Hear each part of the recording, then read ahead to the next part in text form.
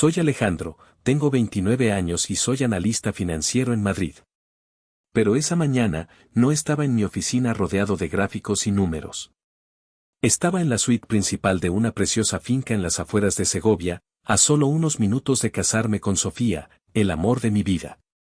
Mis mejores amigos estaban conmigo, ajustándose los trajes, mientras mi padrino y mejor amigo desde la universidad, Javier, me ofrecía una copa de champán.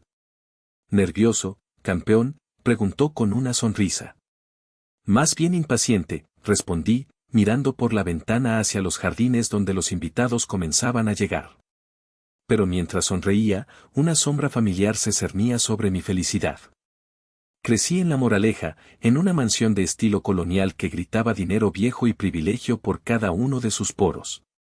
Mi padre, Arturo, un poderoso ejecutivo bancario, trataba las finanzas familiares como su feudo personal. Desde mi primera paga a los 8 años, examinaba cada céntimo que gastaba, exigiéndome hojas de cálculo y recibos, incluso para las salidas al centro comercial en la adolescencia. La disciplina financiera forja el carácter, solía decir, mientras socavaba sistemáticamente cualquier intento de independencia que yo trataba de establecer.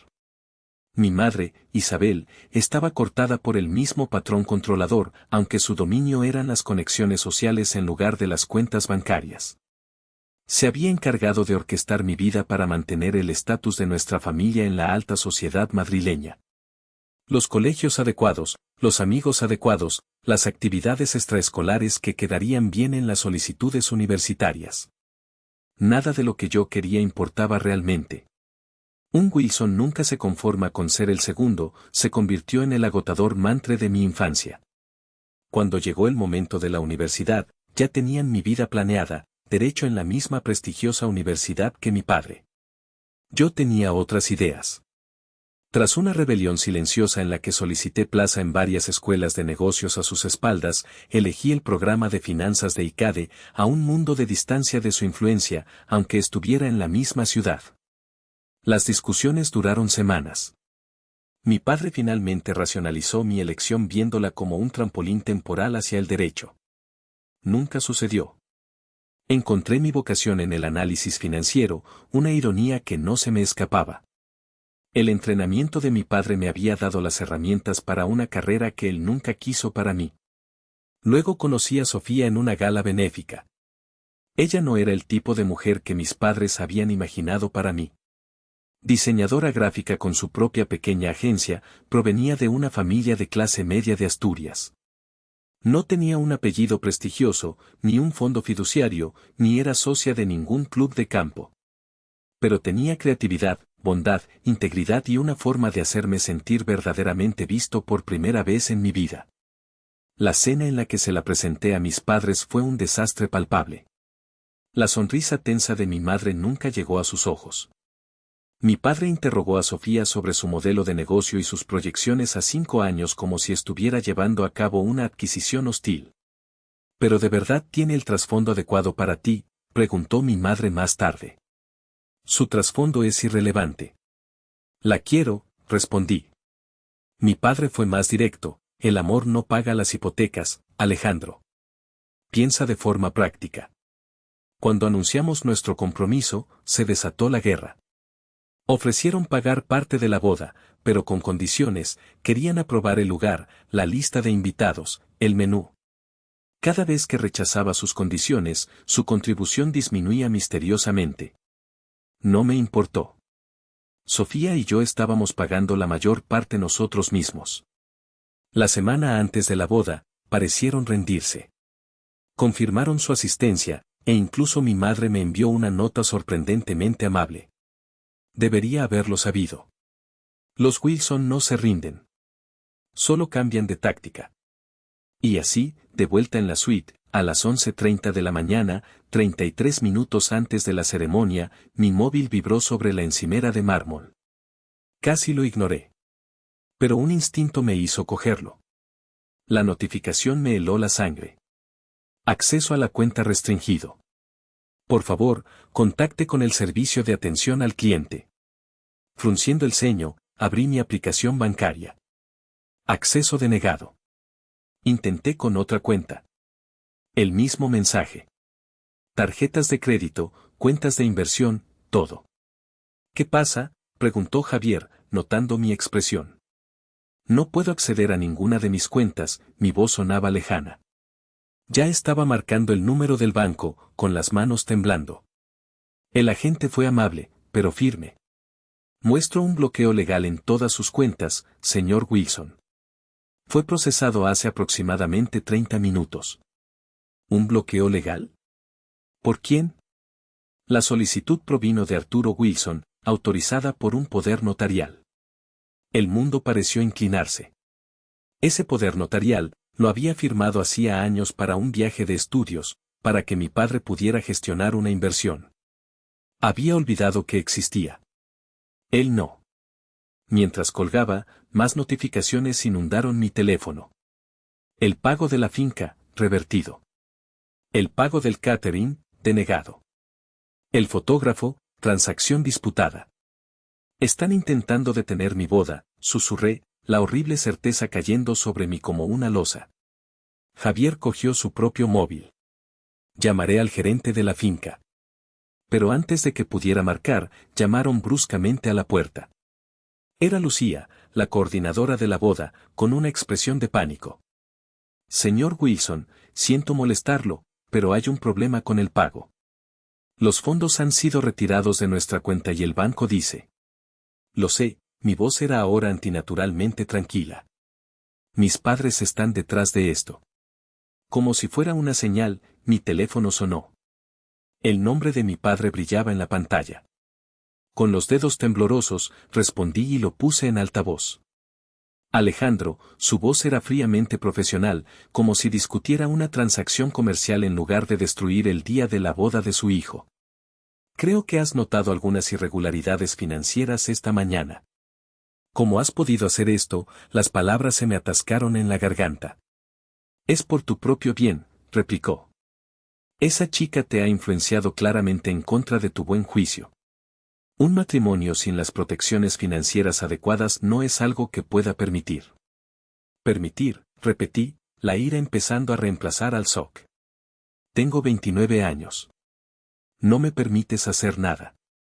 Mientras tus finanzas estén entrelazadas con las cuentas familiares, tengo tanto el derecho legal como la obligación paternal de proteger nuestros activos.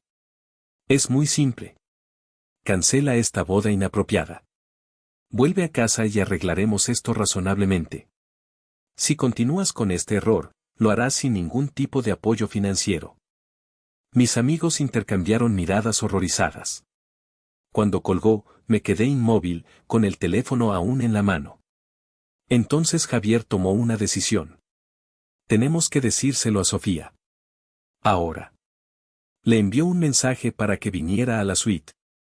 Cuando Sofía entró, radiante con su vestido de novia, su rostro pasó de la emoción a la preocupación en un instante. Corrió a mi lado. Le expliqué la situación en frases entrecortadas, mostrándole las aplicaciones bancarias bloqueadas. Con cada detalle, su expresión se oscurecía.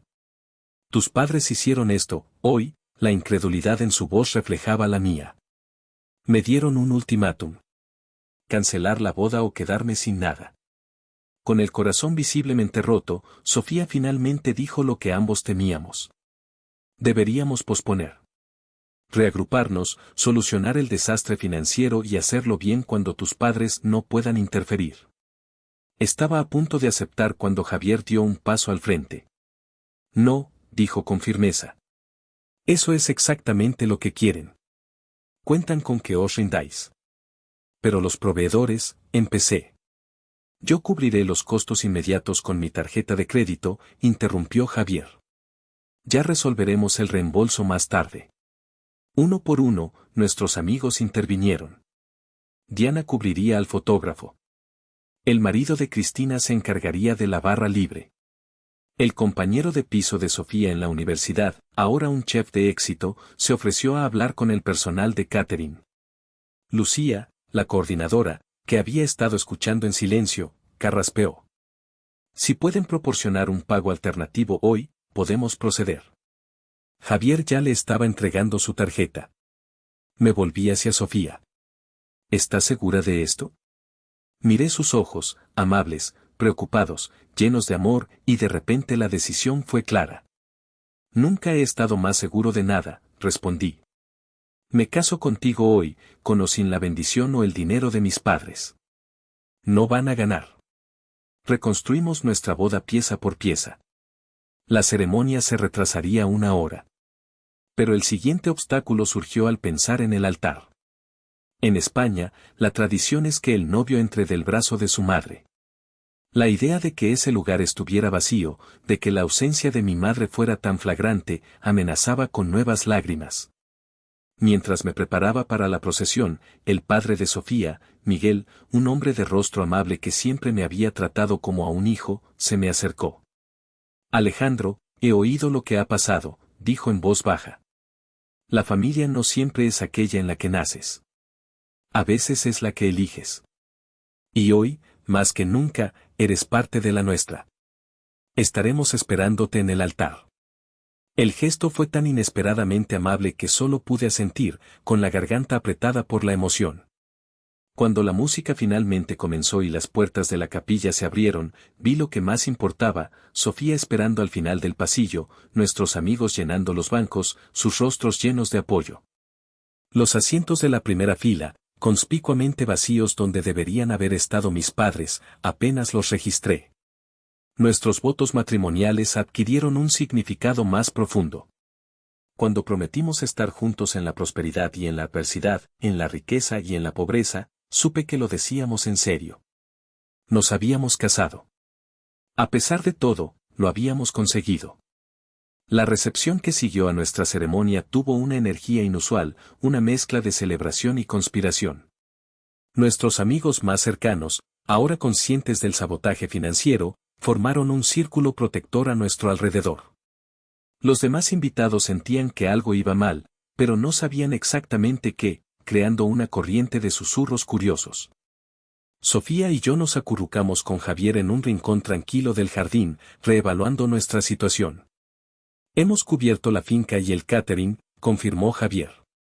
No puedo creer que estéis haciendo todo esto, dije, la realidad de su generosidad todavía asimilándose. Sofía me apretó la mano. Les devolveremos el dinero a todos tan pronto como solucionemos esto. ¿Y la luna de miel?, preguntó Javier. 2 semanas en Mallorca, todo pagado, programada para empezar al día siguiente. Otra víctima de las acciones de mis padres. Tendremos que cancelarla, dije, la decepción evidente en mi voz. Durante el baile, el padre de Sofía, Miguel, me sacó a la pista en el momento que habría sido para el baile con mi madre. Bienvenido a la familia, Alejandro, me dijo en voz baja. Sus palabras me trajeron nuevas lágrimas, esta vez de felicidad. Pero el momento fue interrumpido por una notificación en mi móvil. Me excusé y fui a la suite nupcial. Era un mensaje de mi madre, la primera comunicación directa desde la llamada de mi padre.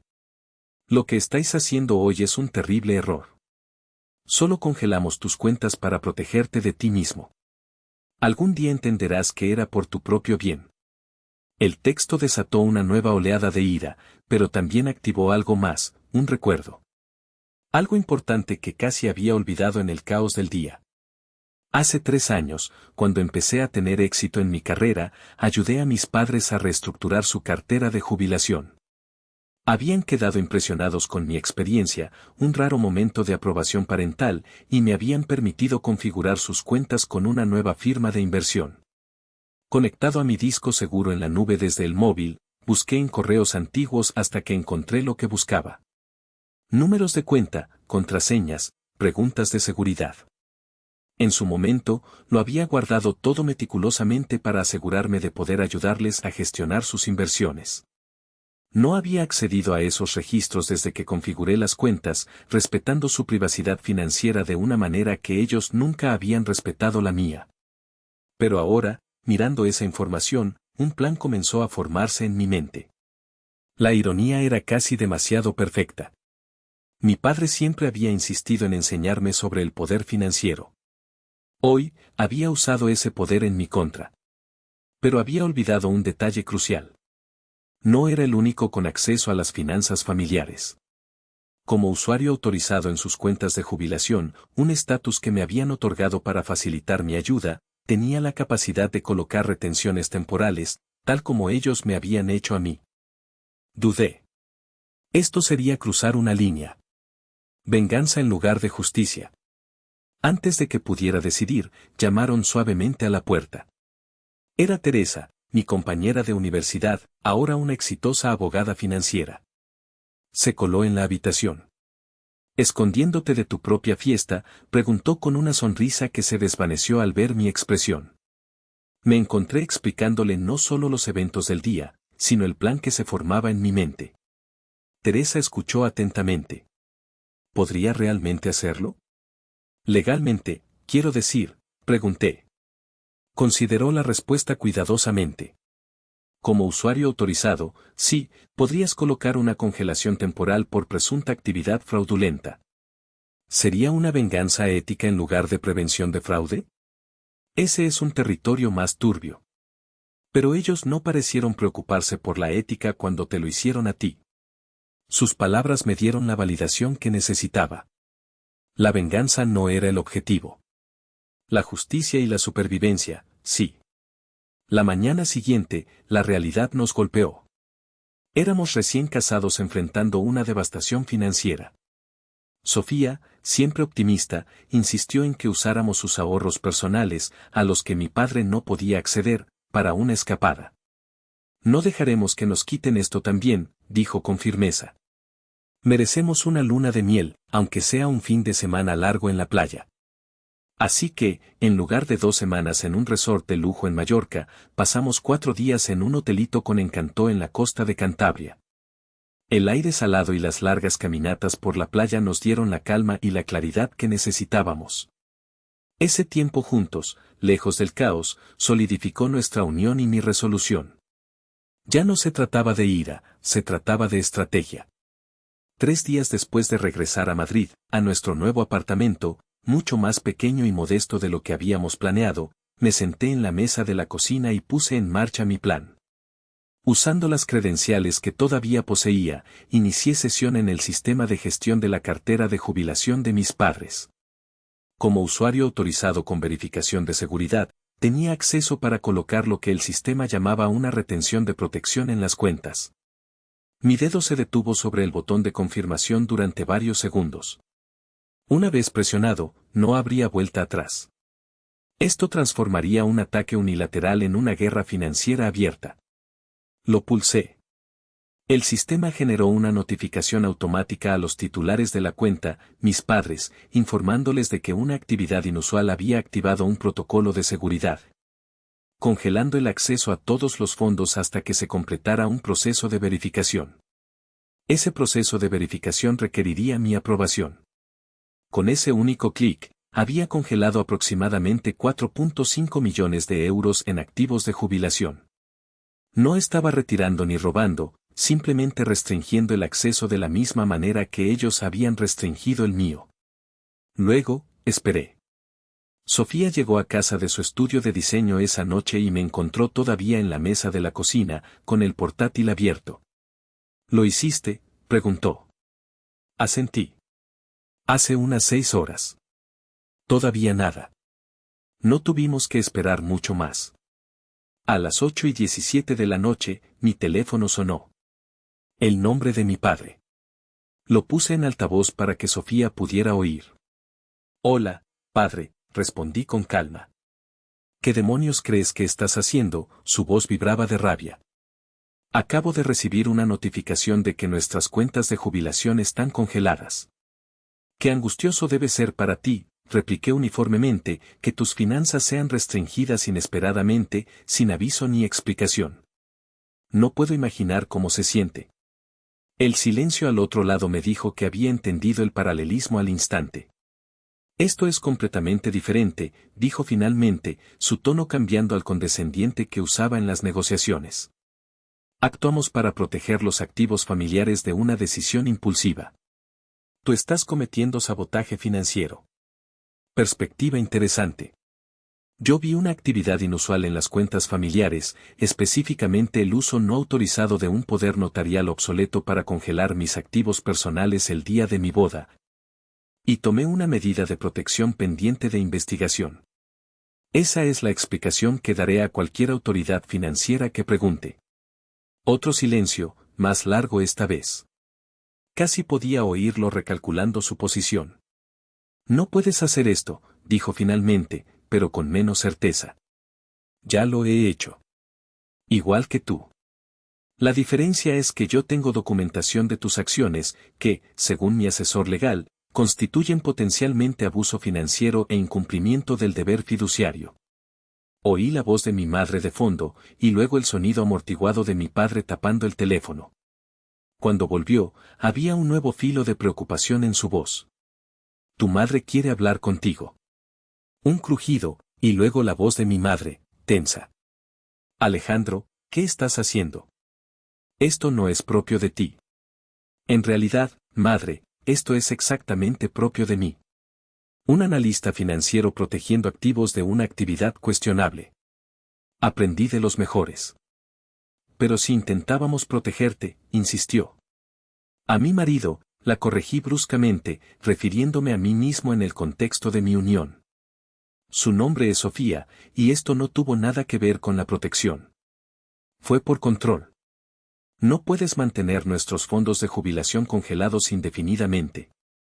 Pones en riesgo nuestro futuro. Exactamente como vosotros hicisteis con el mío el día de mi boda.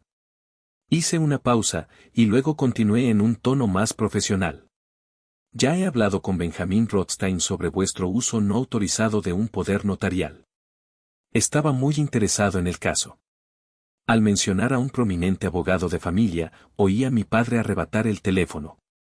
¿Contactaste a Rothstein? Esto es un asunto de familia, Alejandro. Se convirtió en un asunto legal cuando congelasteis ilegalmente mis cuentas. Ahora tenemos dos opciones. O ambos contratamos abogados y dejamos que esto se resuelva en los tribunales, con toda la atención pública que eso conllevaría, o podemos resolverlo en privado. ¿Qué quieres?, preguntó, yendo al grano, como siempre hacía cuando reconocía una posición de negociación. Y entonces, le presenté mis condiciones. La reunión tuvo lugar al día siguiente en un reservado de un restaurante de lujo en el barrio de Salamanca. El ambiente era gélido. Sofía y yo llegamos acompañados por nuestro abogado, Benjamin Rothstein. Mis padres ya estaban allí, mi padre con su habitual traje oscuro, mi madre elegante de azul marino, ambos con aspecto tenso e infeliz. Su abogada, Victoria Winters, estaba sentada rígidamente a su lado. Seamos claros sobre lo que pasó, comenzó Benjamin después de que los saludos formales se agotaran. El señor y la señora Wilson utilizaron un poder notarial obsoleto para congelar las cuentas de su hijo, específicamente para impedir su boda. Esto constituye tanto abuso financiero como un claro incumplimiento del deber fiduciario. Victoria Winters contraatacó con justificaciones legales sobre la validez del poder notarial, pero sus argumentos sonaban huecos, incluso para mi oído inexperto. Mientras los abogados debatían, mi padre finalmente se dirigió a mí directamente. ¿Era realmente necesario todo esto, Alejandro? Este circo legal. Solo queríamos lo mejor para ti. Lo mejor para mí es tomar mis propias decisiones, respondí, mi voz firme. Lo mejor para mí es casarme con la mujer que amo sin sabotaje financiero. Lo mejor para mí ya no es algo que vosotros decidís. Te hemos mantenido toda tu vida, interrumpió mi madre, su voz temblando de indignación. Hemos pagado los mejores colegios, te hemos dado todas las ventajas, ¿y así es como nos lo pagas? ¿Casándote con alguien por debajo de tu nivel y congelando nuestra jubilación cuando nos oponemos? Sofía se tensó a mi lado ante el comentario de por debajo de tu nivel, pero mantuvo la compostura. Congelé vuestras cuentas porque congelasteis las mías, dije simplemente. Las acciones tienen consecuencias. Esa es otra lección que me enseñasteis. Siguieron horas de negociación. Mi padre probó todas las tácticas. Apelaciones a la lealtad familiar, amenazas veladas sobre la herencia futura, intentos de separarme de Sofía para una discusión familiar privada. Rechacé cada maniobra con calma pero con firmeza. Sofía era mi socia, mi equipo. No había discusión sin ella. A última hora de la tarde, teníamos un acuerdo, redactado y listo para ser firmado. 1. Descongelarían todas mis cuentas inmediatamente. 2. Reembolsarían todos los gastos de la boda que nuestros amigos habían cubierto. 3. Revocarían formalmente cualquier poder notarial restante. 4. A cambio, yo liberaría la retención de sus fondos de jubilación y firmaría un acuerdo de no emprender acciones legales. Mientras nos preparábamos para irnos, mi madre me detuvo del brazo. Parece que de verdad te quiere, dijo en voz baja, mirando a Sofía, que hablaba con Benjamín cerca de la puerta. Su tono carecía de la hostilidad anterior. Lo hace, confirmé. Y yo la quiero a ella. Eso debería haber sido suficiente para vosotros. Algo cambió en su expresión. No era aceptación, pero quizás el principio del entendimiento. ¿Volveremos a verte?, preguntó, y por primera vez oí una genuina incertidumbre en su voz. Eso depende de vosotros, respondí honestamente. No voy a cortar lazos, pero ahora habrá límites. Unos muy claros. Mi padre se acercó, habiendo escuchado el intercambio. Me estudió con una nueva expresión, una que rara vez había visto dirigida hacia mí. Parecía casi respeto. Te pareces a mí más de lo que pensaba, dijo, y no era del todo un cumplido. En algunas cosas, reconocí, pero usaré lo que aprendí de ti de manera diferente. Al salir del restaurante, Sofía me apretó la mano. Has estado increíble ahí dentro. Hice lo que era necesario, dije, pero no sentí triunfo, solo una triste claridad sobre la relación con mis padres y una nueva determinación de construir algo más sano con la familia que Sofía y yo podríamos crear algún día. La guerra financiera había terminado.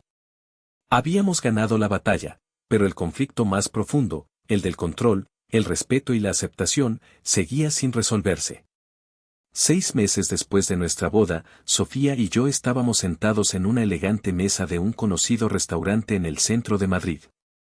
Frente a nosotros, con aspecto incómodo pero presentes, estaban mis padres. Era nuestra tercera cena juntos desde el enfrentamiento financiero, cada una ligeramente menos tensa que la anterior. Vuestro nuevo apartamento es encantador, comentó mi madre, esforzándose por mantener una conversación normal. La vista del retiro debe ser maravillosa. Lo es, asentí, especialmente al atardecer. Tras el acuerdo financiero, habíamos podido encontrar un hermoso apartamento. No era el ático de lujo que habíamos planeado originalmente, sino un piso con carácter en un edificio clásico, con espacio para el estudio de Sofía en casa. Y lo más importante, era enteramente nuestro, comprado con una hipoteca para la que calificamos por nuestros propios méritos e ingresos, sin ninguna participación parental. El mercado en esa zona se está revalorizando muy bien, señaló mi padre, incapaz de resistirse a una observación financiera. Buena inversión. Lo elegimos porque nos encanta, dijo Sofía amablemente. El potencial de inversión es secundario. Noté la ligera mueca de mi padre ante esta priorización, pero asintió cortésmente. El día después de nuestro acuerdo legal, todas mis cuentas habían sido descongeladas. Los gastos de la boda, reembolsados, permitiéndonos devolver el dinero a nuestros amigos. El poder notarial, revocado formalmente. Fiel a mi palabra, había liberado inmediatamente la retención de sus cuentas de jubilación. Durante semanas después, hubo silencio. Ni llamadas, ni correos electrónicos.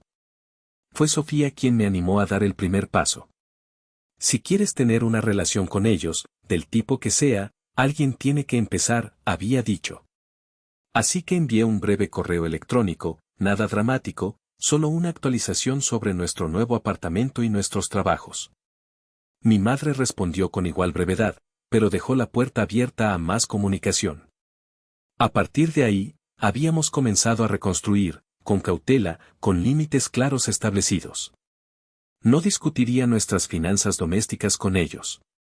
Sofía no estaba sujeta a debate o crítica. Mis elecciones de carrera y de vida eran mías. ¿Cómo va esa nueva cartera de clientes?, preguntó mi padre ahora, sacándome de mis pensamientos. El grupo de startups tecnológicas que mencionaste la última vez. Muy bien, respondí, sorprendido y complacido de que recordara ese detalle. Hemos desarrollado una estrategia de inversión especializada que está mostrando resultados preliminares sólidos. Me interesaría saber más sobre ese enfoque alguna vez, dijo, y luego añadió rápidamente, profesionalmente hablando, por supuesto, no como una interferencia. Este reconocimiento de que su interés podría ser percibido como interferencia representaba un progreso, pequeño pero significativo. Mi madre se volvió hacia Sofía, haciendo su propio esfuerzo. ¿Y tu agencia de diseño? Alejandro mencionó que ganasteis un premio recientemente. Sofía asintió. El Premio Nacional de Diseño por nuestro trabajo con el Hospital Infantil. Nos ha abierto puertas interesantes. Eso es impresionante, dijo mi madre. Y aunque su sonrisa seguía siendo algo rígida, sus palabras parecían genuinas. Después del postre, mientras nos preparábamos para irnos, mi padre dudó y luego metió la mano en el bolsillo de su chaqueta. Tenemos algo para vosotros, dijo, sacando un pequeño paquete envuelto. Un regalo de inauguración tardío. Lo acepté con cautela. Años de experiencia me hacían desconfiar de los regalos con condiciones. Al abrirlo, revelé un hermoso marco de plata que contenía una foto profesional de nuestra boda. Una de las pocas en las que salíamos los cuatro, tomada durante la tensa recepción, antes de que descubriera el sabotaje. Es una foto preciosa, dijo mi madre en voz baja, a pesar de todo. La foto nos mostraba a Sofía y a mí en el centro, radiantes de felicidad a pesar del caos del día, flanqueados por mis padres, que lograban parecer apropiados, si no alegres. Un retrato de familia lleno de contrastes. Gracias, dije sinceramente. El regalo no era extravagante ni manipulador. Solo un simple reconocimiento de nuestro matrimonio como una realidad. 2 años después del desastre del día de nuestra boda, organizamos una cena en nuestro apartamento. Amigos llenaban nuestro comedor y el ambiente era cálido, lleno de conversación y risas. Entre ellos, algo reservados pero presentes, estaban mis padres. Desde la cocina, observé cómo Sofía le enseñaba a mi madre algunas de sus últimas ilustraciones en su tableta, y mi madre escuchaba con una atención que nunca antes había mostrado. En el salón, mi padre charlaba con Javier sobre una serie de documentales que ambos habían visto. No eran el centro de nuestro círculo social, pero eran parte de él, una pieza del variado mosaico de relaciones que habíamos construido. Más tarde, mientras los invitados se iban y Sofía y yo recogíamos, mi padre se me acercó en el pequeño balcón donde había salido a tomar un momento de tranquilidad. Has construido una buena vida aquí, dijo, mirando las luces de la ciudad en lugar de mirarme directamente. Diferente de lo que imaginé para ti, pero buena. Viniendo de él, esto era un gran elogio. Gracias, respondí simplemente. Todavía pienso en lo que pasó, continuó, sorprendiéndome con esta referencia a nuestro pasado tácito. El día de tu boda, las cuentas. Hizo una pausa. No fue mi mejor momento. Era lo más cercano a una disculpa que Harold Wilson probablemente había ofrecido a nadie en su vida. No, estuve de acuerdo. No lo fue. Me ganaste la partida, dijo, y capté un toque de retorcida admiración en su tono. Usaste mis propias tácticas en mi contra. Aprendí del mejor, repliqué, repitiendo mis palabras de nuestra confrontación. Pero esta vez, tenían un peso diferente. Menos acusación, más reconocimiento de una herencia compleja. Dentro, podía oír a Sofía riendo con nuestros amigos, el sonido de la vida que habíamos construido juntos a pesar de todo. Una vida que ahora, tentativamente, tenía espacio para mis padres, no como controladores o directores, sino como participantes en nuestros términos. La riqueza que había acumulado ya no se medía en cuentas o inversiones. Se calculaba en límites respetados, independencia mantenida y relaciones reconstruidas sobre cimientos más saludables. Una educación financiera diferente a la que mi padre había tenido la intención de proporcionar, pero quizás la más valiosa que había recibido.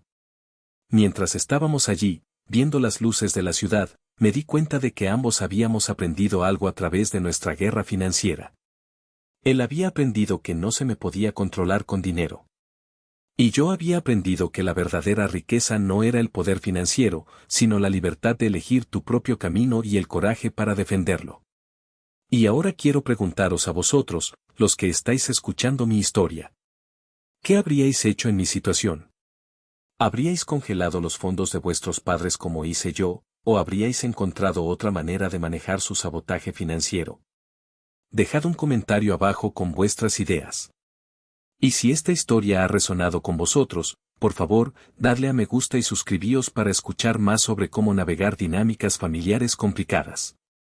Compartid este video con alguien que necesite oír que defenderse no solo está bien, sino que a veces es absolutamente necesario. Gracias por escucharme. Y recordad que, a veces, la familia que elegimos es más valiosa que la familia en la que nacemos.